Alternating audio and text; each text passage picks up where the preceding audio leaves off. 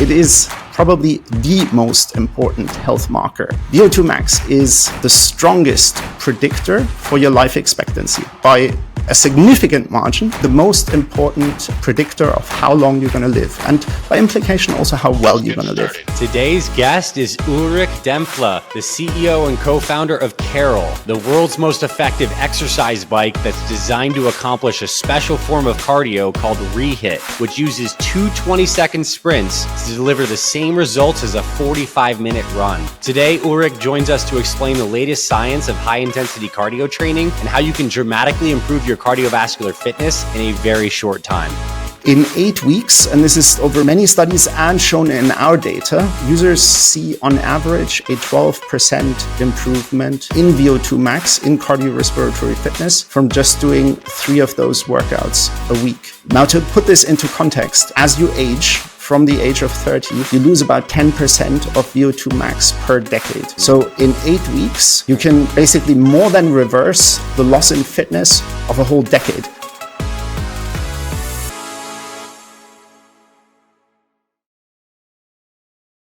All right, Ulrich, welcome officially to the Fit Father Project podcast, my friend. I'm so happy to have you here. Thank you so much for having me. This is going to be a very enlightening conversation for everyone who gets to listen or watch, because I think that you and your company have made an undeniable case that exercise does not need to take a lot of time to produce incredible results to your cardiorespiratory fitness, to your power input, output. And I am so excited to have you on here to talk about this, I guess you say, new form of training called REHIT that you're pioneering. So please kind of introduce us to how you got passionate into this work and the kind of stuff that you're doing with Carol and how you're trying to change the world. Yeah, sure. So I'm by background a mechanical engineer, grew up dreaming, building cars, airplanes, actually worked for 3 big German car makers, but spent most of my life as a management consultant working with hospitals and healthcare systems. And our focus was really always to make patient care better, more effective, and prevention is like a really big thing in that. And we did advanced stuff. We did developed AI models, machine learning to identify which patients would benefit most from which interventions. Mm-hmm. And that's all great. That's all great. But the fact is just the most important intervention for most people is exercise and maintaining good cardiorespiratory fitness and a high VO2 max. So that's the measure for your cardiorespiratory fitness. Mm-hmm. And then through some twists and turns and coincidence, we got into developing actually a tool that allows people to do exactly that in, I think the most efficient way possible. So a little bit of coincidence, but here we are. Yeah, it's really powerful how life brings us into different areas, and then oftentimes we get to connect those areas and then often be of service. And I really have a lot of respect for you. One, because I deep inside, I kind of like want to become an engineer myself one day because I think it's so cool to make things. And then 2, obviously applying that to fitness is so beautiful. But let's define VO2 max as we enter this conversation, because we're going to talk a lot about heart health and performance. And I think a lot of people are seeing more markers of cardiovascular fitness if they're wearing trackers or rings and stuff like this. They see heart rate variability, maybe VO2 max. What is that? And how is that so important for how the heart functions and how we can live a long time? Yeah, sure. So VO2 max is a measure of how much oxygen you can burn, how much oxygen you can metabolize during aerobic exercise. And so the factors that drive VO2 max is, on the one hand, oxygen delivery. So that's your lungs, your heart, kind of how much blood you pump with each stroke, your stroke volume, plasma volume. That's oxygen delivery. And then the other side is oxygen consumption. And that's critical. Your mitochondria are really important. So those are the powerhouses in your cells where you actually burn oxygen. And so cardiorespiratory like exercise that enhances your cardiorespiratory fitness should ideally target both of those sides and improve both your oxygen delivery and your oxygen consumption. Now, in terms of, that's kind of what it is. The other answer I could have given is it is probably the most important health marker. So VO2 max is the strongest predictor for your life expectancy, and by some margin. So it's really by a significant margin, the most important predictor of how long you're going to live, and by implication also how well you're going to live. And there have been great studies with tens of thousands of subjects.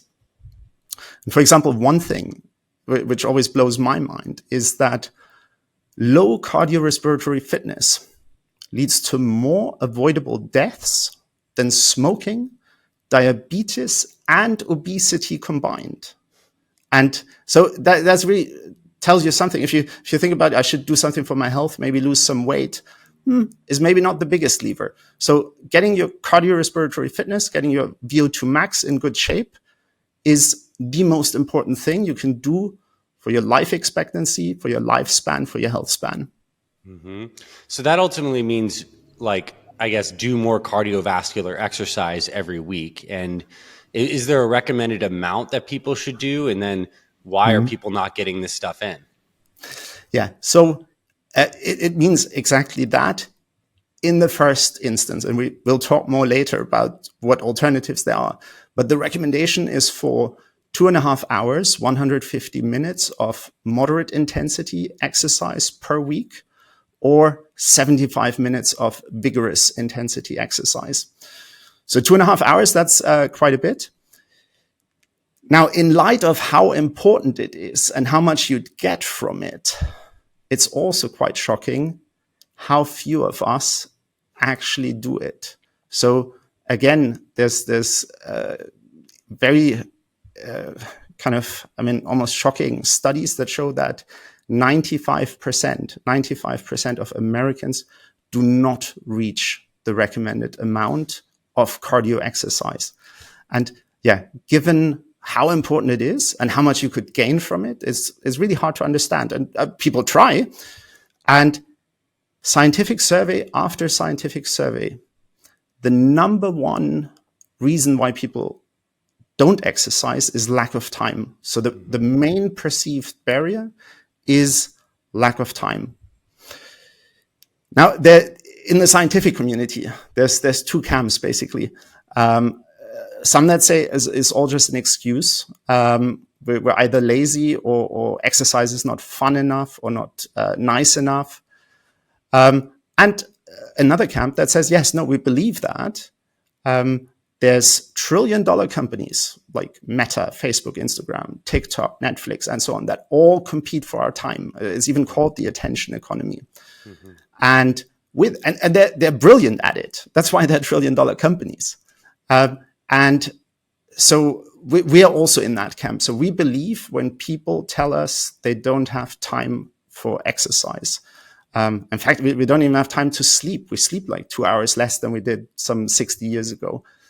And so our approach to help people do more exercise is try to find and try to enable people to do very, very efficient exercise that takes a lot less time. Yeah, I mean, and that's what I find so compelling about your methodology and the Carol bike that you've created. And we're going to get into that in just a second, how you can do extremely short, high intensity bursts and get a lot of great effect. And I also just want to pause here and emphasize for our community listening, like, cardio is non-negotiable for a long life. And the nice thing about the workouts that we do with Fifth Father is they incorporate strength with cardio and mobility. So you're getting some benefit, but we do want to be doing some cardiovascular exercise. And sure, you could go try to jog for 60 minutes, but as you found out through the actual research and studies, it might only take a couple 20-second sprints to get the same exact effects. So I want to tee you up to basically explain what you guys have discovered and popularized called Reduced Exertion High Intensity Training. So REHIT, which is a version of high intensity interval training that, many people might be familiar with, but it's a reduced scaled down version that produces crazy effects. So let's get into, how you've helped people overcome this time barrier and get crazy good results. Yeah. So first, I shall say we're not alone in that effort. And in fact, so we work and partner with the leading exercise scientists in the world, who have come up with this REHIT protocol, Reduced Exertion High Intensity Interval Training. What we've done, we've built a piece of equipment that takes that brilliant research out of the lab and makes it accessible for normal people. And that's mainly our role. So we don't want to take all the credit for it. Might have given you more credit, but still, the application side is super important for moving the needle. Yeah. And that's really our aspiration. We want to move the needle on this inactivity epidemic. Yeah. And now maybe briefly. So REHIT is, most people will be familiar with HIIT, with high intensity interval training, which is undoubtedly very effective, no question. And it's shorter than moderate intensity exercise, but it's not all that short. So if you do 6, 8, 10 intervals that are a minute or 4 times 4 minutes intervals with the rest periods, you're quickly 20, 30 minutes. Mm-hmm. So that's one thing. It's not that time efficient. And the other thing is the rate of perceived exertion. So kind of just how hard it feels is very high. And that makes it quite difficult for many people to do and adhere to. And that's really critical.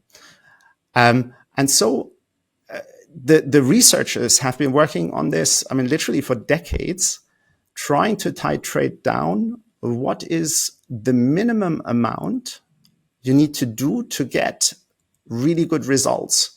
And so there's literally study after study where they've paired it back, and they found that 220 seconds at maximum intensity. So that's really sprint interval training. 220 seconds at maximum intensity delivers the same fitness and health benefits as a 45 to 60 minutes jog.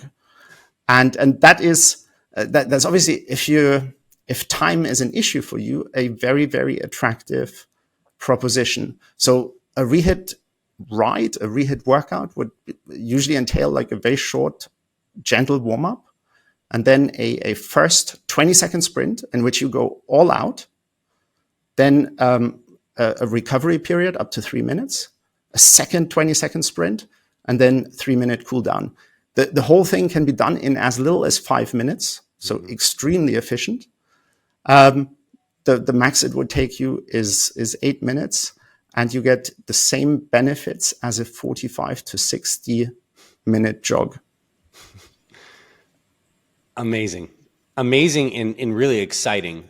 Mm-hmm. One, because it really does eliminate the excuse, I don't have time, when everyone has 5 minutes. Like, that's a fact. Mm. Yeah. 2, I think it teaches us a lot about our bodies. The fact that the body does respond to that. I think it moves us away from a narrow-minded perspective on exercise as calories burned or the amount of time we've been doing things. And it shows that exercise is a stimulus that creates cellular changes that lead to adaptations. And I think this is something that you and I share, is we do like to, nerd out, if you will, on some of the downstream biochemistry and the changes that happen. And what I think is fascinating is the changes that happen from this high intensity exercise are also a lot of the same changes that help you live a long time, like mitochondrial biogenesis. Yes. So can we get into a little bit of the science of what happens when your body gets a REHIT stimulus?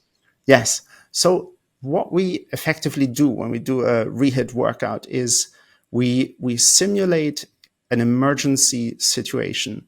So the energy demand in your thighs, in your legs, goes up by a factor of 100 compared to rest. So it's a very severe disturbance of homeostasis, of like your balanced state. And you force your body to tap into the fastest energy systems. So the body has several energy systems. The very fastest is phosphocreatine. That's literally available immediately, but it lasts for only about 10 seconds. And then the next fastest is your glycogen system. So glycogen is sugar stored, you have a lot in your liver, but also a lot in your muscles. And as your body sees this rapid increase, this massive spike in energy demand, it basically prepares you for, a situation where you would have to run for your life or fight for your life. And it mobilizes lots of energy. It mobilizes lots of glycogen. And in fact, it mobilizes around 25 to 30% of the glycogen in your thighs. Now, from an energy perspective, from a caloric perspective, that's a tremendous amount of energy that could sustain you for a long time. And in those 2 short sprints, you actually burn through only very little of it. But that's not even necessary. So the adaptation pathway gets triggered already by the mobilization of the glycogen, because stored and bound to the glycogen is a molecule called AMP that gets released and mobilized with the glycogen, activated to AMPK, which is in itself a very important signaling molecule. And it triggers then further the activation of something called a molecule called PGC1 alpha, which is your body's master regulator for mitochondrial biogenesis. So that means that tells your body that it has to develop more and larger mitochondria. And those are then the powerhouses in your cells that help you burn oxygen. And so with that very, very short stimulus, with that very, very short sprint, you can create a very powerful stimulus that has, the same effect as a 45 to 60-minute jog. And it is actually both lead to the same endpoint. So when you do moderate intensity endurance training, the adaptation pathway is called the calcium channel. A molecule called CAMK gets activated that then triggers PGC1 alpha. And CAMK gets activated with 45 to 60 minutes of like moderate intensity work. But in REHIT, we use this different pathway. We go via AMPK, and there's like mere seconds to create that stimulus. And that's, really just in terms of efficiency, hard to beat. Yes. And I want to restate that in my own words, although you made it very, very clear. Basically, exercise is stressing the body, and the body's going to adapt to that stress. And ultimately, that adaptation happens on a cellular level inside the mitochondria, the powerhouses of those cells. They get a signal to make more of them and to become stronger and more robust. And ultimately, like our energy, our ability to metabolize foods, to perform an exercise, our life energy is directly proportional to the density and health of our mitochondria. Yes. And so when we find ways to pulse stress for our mitochondria, we get stronger and healthier. And you can do that either through long cardio, which has benefits in its own pathways, or very short REHIT style exercise where you're going all out for 20 seconds.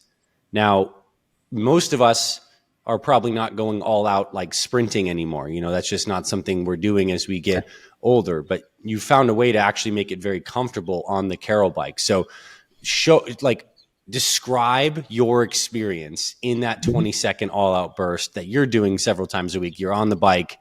What's that like? The Carol bike says time to go. Walk me through those 20 seconds and what does that stimulus feel like? Sure.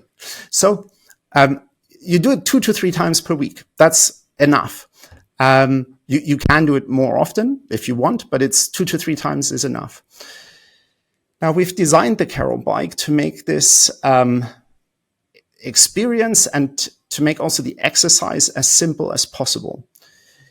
What's important for this to work properly is that you hit your peak power, and that you really push to your limits. It's for a short period, but in that short period, we want you to push to your limits. And to hit your peak power, basically 3 things are needed. You have to have the right resistance level. It has to be applied at the right time. And the right time is basically after you've built up a lot of speed. It's a bit like cycling up a hill. You want to build some pace up beforehand, not in the steep bit. And it has to be applied really quickly. And that way you hit your maximum intensity and your maximum power. Now, the Carol bike has fully automated that. So there's no buttons to turn or so. It's computer controlled, and your optimal resistance gets applied at the optimal time very rapidly. And that makes it quite easy. And essentially, all you have to do is go hard when the machine tells you to go hard. Yeah. And then how the sprint feels. So the first 10 seconds, they feel actually quite good still, because it's this is the first 10 seconds. Then 10 to 15 gets harder. And the last 5 seconds of an all-out sprint are definitely hard. So if you've listened to this now and think like, no, this is too good to be true, I promise you, once you try it, you will understand that this is a proper workout. So your heart rate will shoot up. So for me, it goes to like over 160 easily. Nice. I breathe very heavily, and I need a moment to recover. Yeah. And I feel afterwards, definitely I've done a workout. What works very beautifully for me is like 20 seconds is short enough for me to push just through. Yes. So even if the last 5 seconds are a bit, I don't want to say painful, but yeah, they're hard. The end is in sight, and the light at the end of the tunnel is so bright that I can push through. And by comparison, so I go also sometimes, not every weekend, but enough weekends, say for a 5K run on the weekend. And to get a semi-decent time, I have to push myself every single step. And so the amount of willpower I need for that is for me a lot more than doing these 2 20-second sprints. Right. So those are the sprints. And then you have like up to 3-minute recovery, second sprint, and 3-minute cool down. And in the recovery and cool down, we encourage our riders kind of to try to, so the sprints are obviously the sympathetic nervous system is in overdrive. Like it's like you run for your life, figuratively speaking. And then in the recovery and cool down, we want to kind of focus on our breathing, try to get the heart rate down, balance the nervous system, like stimulate the parasympathetic nervous system, so that when we come off the bike, we literally can continue our day and are ready to, the next thing that we need to do. Yeah, that was a great description. As someone who's done it myself, it is really smooth and fun. You get prompted on the screen when it's time to go all out. You rip it. You get to see your power output in terms of how the bike sees how hard you're pressing on the pedals and how quickly you turn that. And it's just motivating. You want to keep on pushing that thing. And then you get nice prompting to breathe. So I love it. And another thing I'm thinking is, for many people listening to this, they're regularly exercising. And something like REHIT, because it is so short in duration, it's not a lot of volume of exercise. It's just a potent stimulus. It slots in nicely with different types of workouts, because it's not going to create as big of an inroad into your recovery as say a 5 or 10 mile run. Like if someone was into running, you do that, like that's a lot of steps. That's a lot of connective tissue load. Like this is just, a potent stimulus that actually, is not going to harm your recovery or even be that challenging on your nervous system, because it's just two bouts. So I just see how this could be slotted in really well with someone who's doing maybe full body strength training and then doing a REHIT on another day, and then maybe actually doing some leg work because the REHIT didn't trash your legs. So talk to us about like how you incorporate this into your training, because I know you also like to strength train. Yeah, sure. So I do every day some exercise, and for me it's every other day is REHIT, and I do that first thing in the morning. So I have a bike basically on my way from the bed to the bathroom. So it's just very easy to form a routine.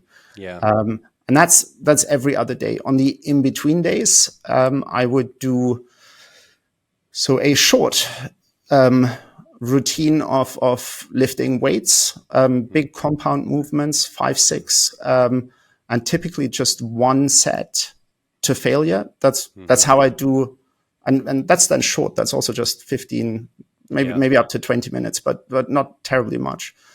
And then I go once a weekend with my son, proper weightlifting, and there we focus on basically the big powerlifting moves and some other kind of compound movements, and that can take 2 or 3 hours. But there we're not so worried about efficiency, because I find it's that's just fun. That's fun. Yeah, exactly. It's a beautiful time with my son, and we enjoy it. So that's less important that we're super quick. Mm-hmm.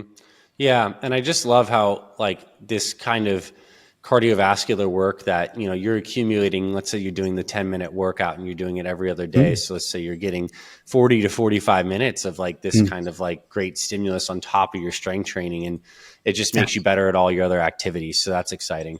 I have a couple more questions for you. One is, so obviously different kinds of exercise bikes have become popular. And I think the brand name that many people have heard of is a Peloton. And I've never bought one. I've ridden one when I've been at a hotel gym before.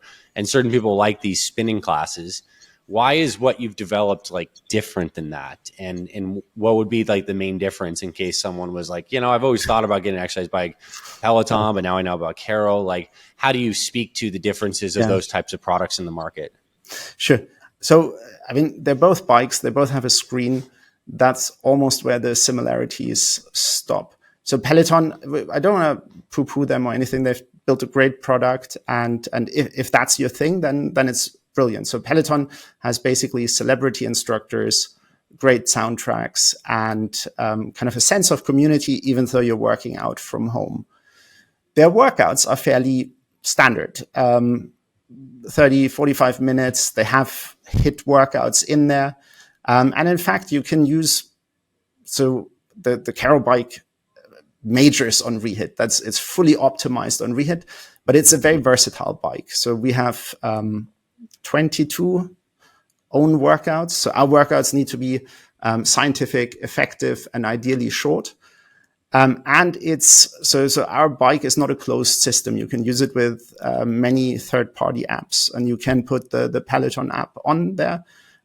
Some of our customers do, not too many, but some do. And we can see from the data that the intensity, the power levels reached during Peloton rides is just way, way lower. So it's even if it says HIIT, it's just, it's higher intensity, but it wouldn't get to that level of stimulus. Yeah. So, and what we offer is like maximum results in minimum time, and scientifically validated workouts that have been proven to give you those results. And then I guess another thing, so our bike doesn't have any buttons to turn. It's really very much automated. And through our AI algorithms, we can tailor the ride, like first to pretty much any age and fitness level. So there's no lower age limit or no upper age limit. You just have to fit on the bike physically. So you need to be tall enough, or that's the main thing. But we have users from 10, 11 up to 82. I don't know what the last one, but so my parents are at that age, and they use the bike fairly religiously every other day. And so we can do that because we have so much, like we have by far the largest REHIT database in the world. We have now over 30,000 riders, millions of rides. And that means we can analyze it, and we can build models on that to tailor the workout to somebody exactly like you, and to keep adjusting it to your fitness level, so that you continue to get like a really powerful stimulus out of that very short workout. And you hit, I mean, obviously, like at some point, everybody will hit a plateau. We're not all becoming, I don't know, Olympic gold medalists. That just doesn't happen, sadly. But with our algorithms, we can ensure that you go as far as you can, and that the exercise keeps being challenging, and keeps being effective and delivering like the best results possible. I love that. And what are some results or case studies you've seen people in terms of measurable cardiovascular improvements using the Carol bike? So let's say from 1 to 3 months, like what have some people experienced in terms of change in heart rate, change in VO2 max, change in maybe heart rate variability, or even just their ability to produce power? Like what are some results that people see in the time window that's relatively short? So there's, so I obviously have some anecdotes as well, but there's really robust data on the level of improvement you see. So in 8 weeks, and this is like over many studies and shown in our data, users see on average a 12% improvement in VO2 max in cardiorespiratory fitness from just doing 3 of those workouts a week. Now, to put this into context, as you age, from the age of 30, you lose about 10% of VO2 max per decade. So in 8 weeks, you can basically more than reverse the loss in fitness of a whole decade. And that feels significant. It's great that you have on the bike all the metrics and you can see your progress, but it's really something you can feel. Like, it's not subtle.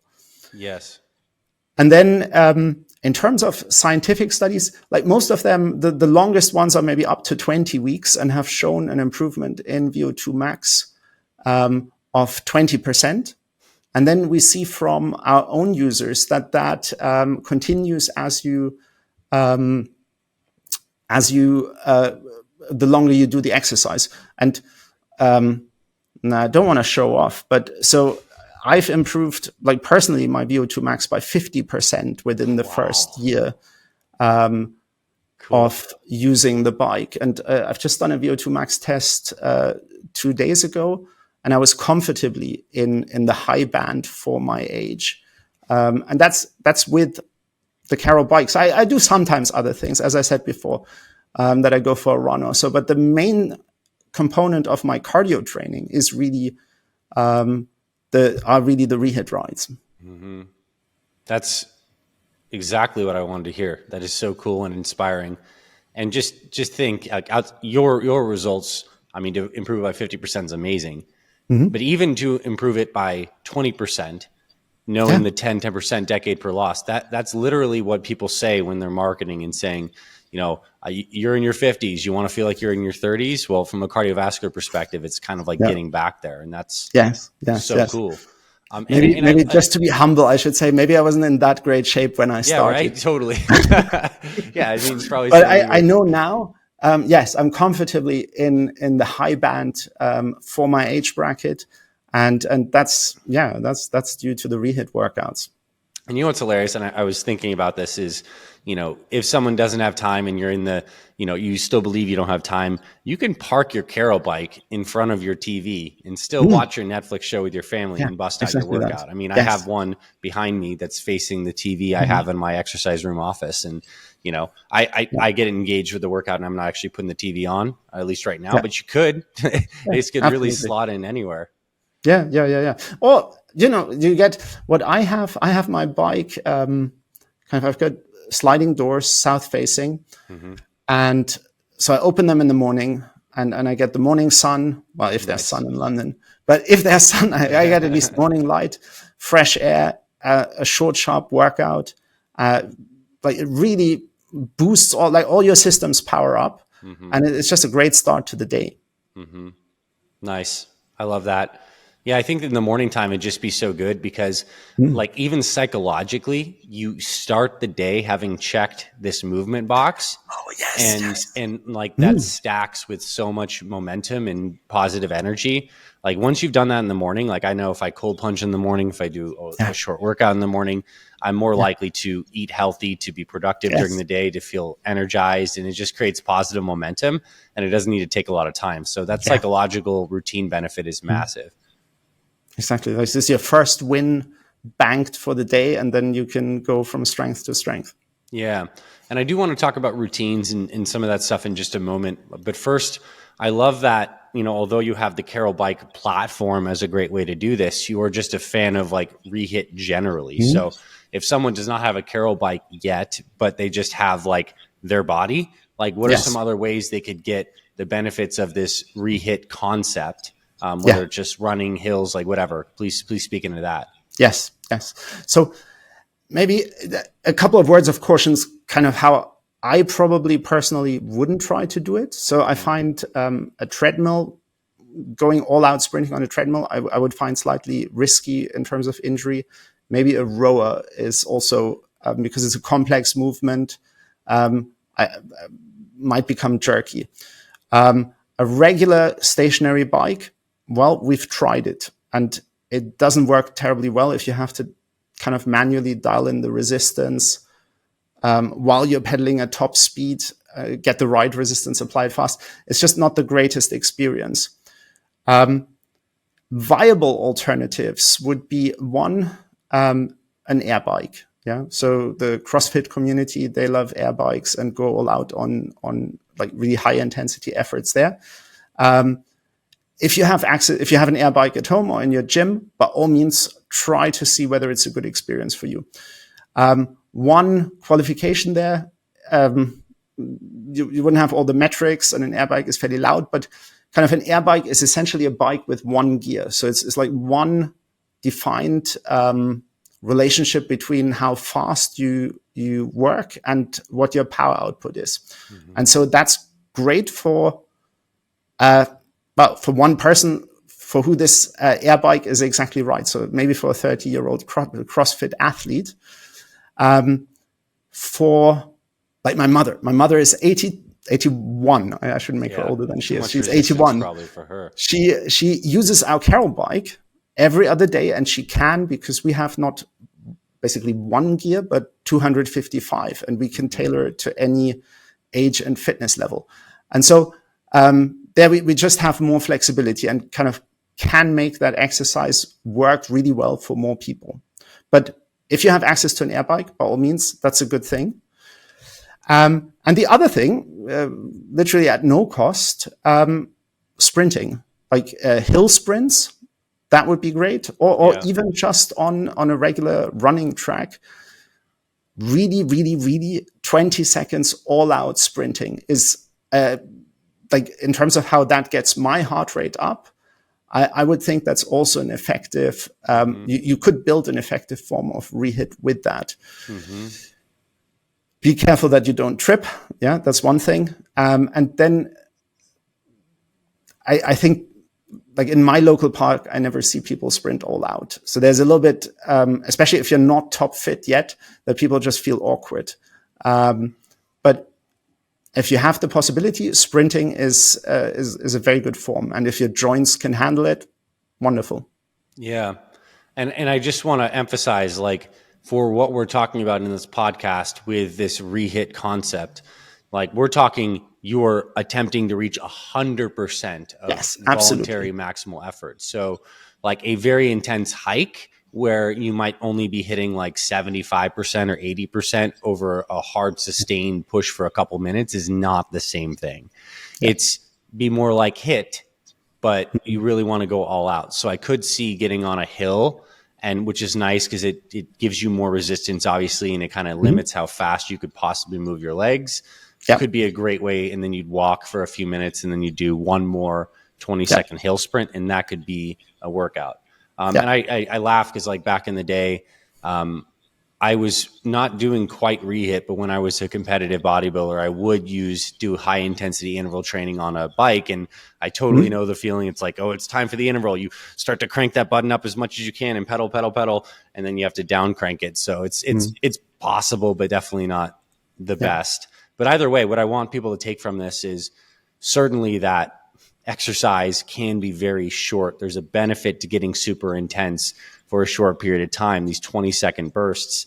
And I think this is just such an important message to get out into people's psyches and hopefully into their lives and their habits. So I guess that's kind of where I want to take this towards the end of this conversation, is to talk about health and habit formation from your own personal reflections and kind of like what you'd like to see in terms of the vision of a healthier world using technologies like REHIT and other stuff that's probably around the corner. Yeah. So, I mean, one thing, and we're super aware of that, and really try to build it into our product, is adherence and sticking with your workout is really the most important thing. It's the only thing that matters, really. If you have something you can stick to, perfect. If you have something that's fun for a short while, maybe not so perfect, because in many ways, exercise is or can be like a diet. Yeah, if you go on a crash diet, you will lose a lot of weight quickly. But most people, very sadly, as soon as they come off the diet, just put it on as fast. And with exercise, it's just the same thing. So the training effect, if you do efficient and effective exercise, is very fast, but the detraining effect is just as fast or even faster. So therefore, you have to have a workout, a routine that fits into your everyday life. And so for me, that wouldn't be, celebrity instructors and great soundtrack wouldn't do that if I don't have the time. So I've got 3 children, I've got a busy job, and so time comes at a premium, and I need something that I can do whatever happens. And that was basically our thought process when we developed the bike, to give people something they can stick to and that they can that fits into their life. Yeah, that makes a lot of sense. And I think there's also something powerful about having the bike itself. I remember reading a book many years ago called The Power of Habit. It's got a yellow cover, and it had a really simple and powerful framework it presented. And it basically said that all habits are a loop that start off with some kind of cue, often a visual cue. There's the routine we perform itself, that is the action of the habit, and then we get a reward.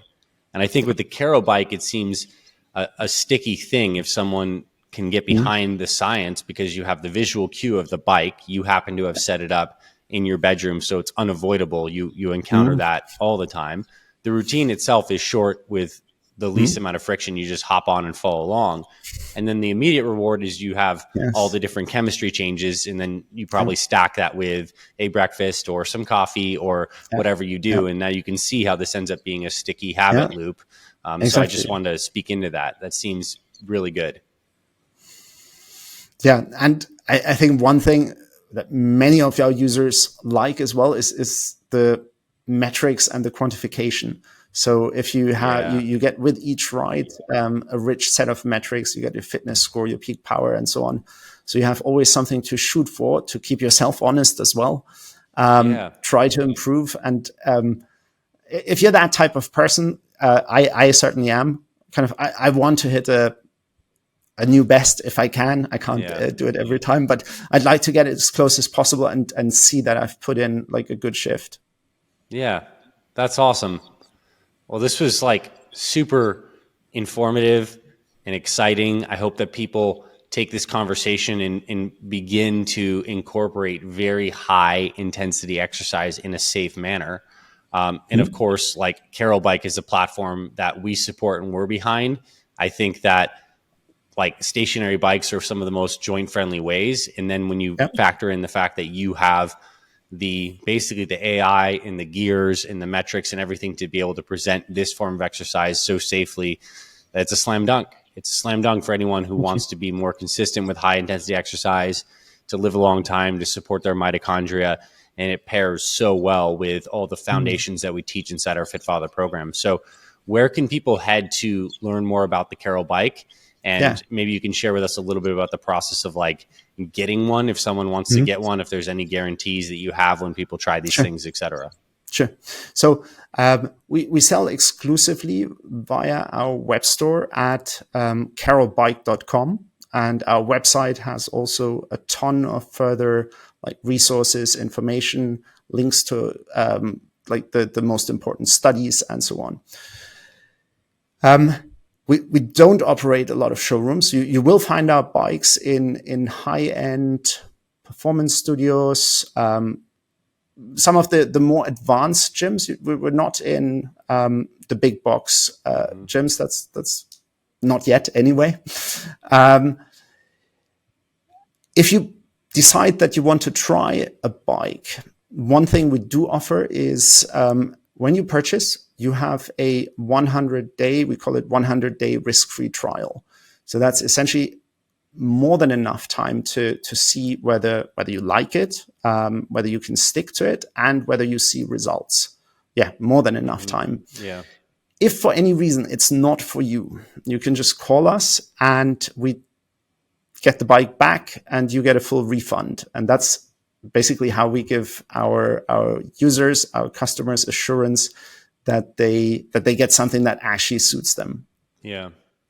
Well, I'm thinking that's great. I love that. I think that's just a wonderful way to do business, to be able to give people the opportunity to try it out. I mean, you could see a VO2 max if you did it consistently for, those 8 weeks, you'd have time to really know and see your improvements. And one other thing that comes to my mind is, at least at the time of us recording this, living in the Northern Hemisphere, like we're heading into colder temperatures and weather. Yeah.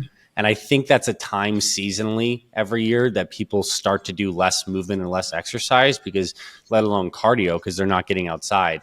I could see how a tool like this would be critical during the winter time to still crush and improve your cardio without having the benefits of nice outdoor weather and, doing whatever people do. So I see there's a seasonal benefit to this too. And I think it's pretty timely that we're releasing this now. Yeah. No, I totally agree. And because if you have something you're passionate about, if you're passionate about hiking, if you're passionate about, other outdoor sports, wonderful. But maybe you can't do them all year round. So this is also a wonderful backup. Well, Ulrich, thank you for your time today. This is at Carol Bike. That's CAROL Bike. And you can Google it or go directly to their website. We will have links in the show notes if you're checking this out on the Fit Father Project blog or wherever you're listening or watching to this episode. I am grateful that I have one now to incorporate into my training. I'm excited to see the continued VO2 max benefits. And I appreciate you coming on and just literally illuminating us. And congratulations for all the fitness gains you've made. It's very, very impressive. Thank you so much. Yeah. Thank you so much for having me. And thank you for everything that you do. Thank you. Thanks. Thanks for listening to this week's episode of the Fit Father Project podcast. If you love what you heard, please rate and review our podcast on Apple Podcasts. It really helps spread this show to more men who need this valuable info. To watch full video episodes of this podcast and other motivational videos to inspire your training and more, visit our Fit Father Project YouTube channel. It's free and everything is made for busy guys over 40 like you. Visit youtube.com/Fit Father Project to get access to our entire video library. And finally, if you or someone in your life is interested in becoming a fit father or needs help losing weight, building muscle, and living healthier after age 40, then visit fitfatherproject.com, where you can see our proven programs, supplement line for guys 40 plus, and free meal plan and workouts to get you started. This is Dr. Anthony Balduzzi signing off. I'll see you in the next episode.